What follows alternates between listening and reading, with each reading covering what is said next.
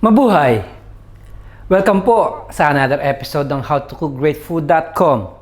Ngayon, ipapakita ko naman sa inyo kung paano magluto ng napakasimple pero masarap na ginisang okra sa baboy. Ito po ang ating mga sangkap. Meron po ako ditong pork belly, which is in-slice ko lang na maliliit, okra, sibuyas, kamatis, luya, paminta at asin, bawang, carrot, which is optional lang dahil ang kailangan natin, ang pinaka-main natin ay ang okra, liquid seasoning, at patis. Siyempre, kailangan din natin ng konting tubig at mantika na panggisa. Nagpapainit na po ako ng mantika sa aking frying pan. Ang unahin po natin, pa-fry natin yung ating pork belly.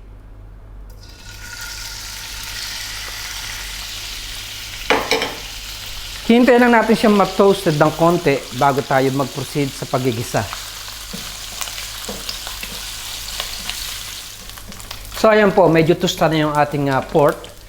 Tutulok ko lang siya sandali para meron tayong space sa pagigisa. Lagay ko na yung ating garlic.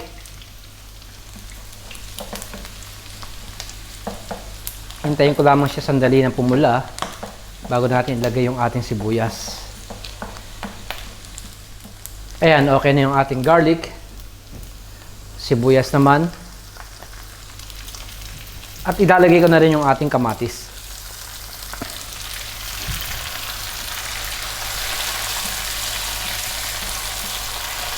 Ngayon, pwede na po siyang combine or ipagsama.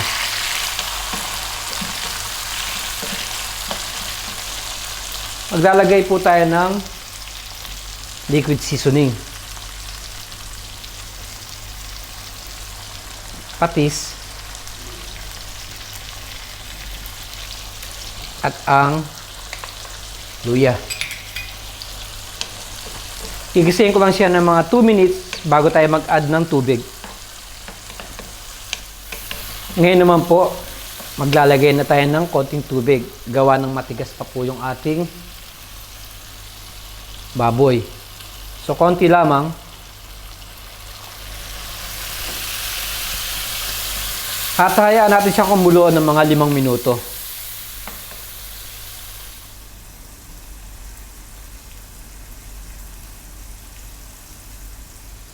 Ayan, malambot na po yung ating baboy. Pwede natin ilagay yung ating carrot at ang pinaka-main ingredients, ang okra. Nag-add tayo ng asin at paminta. At lulutuin ko lang siya ng mga 5 minuto pa uli. At pagkatapos po nun, pwede na po siyang i-transfer sa isang serving plate or serving bowl. Ito na po ang ating finished product ng napakasarap na ginisang okra at baboy. Muli, marami pong salamat sa panonood ng howtocookgreatfood.com. Mabuhay!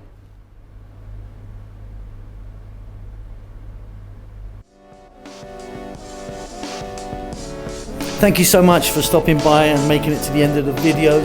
If you would like to donate to me, there's a thanks button in most countries. You can give me $2 or up to $50. I need to buy a new Ferrari. Come on, help me out.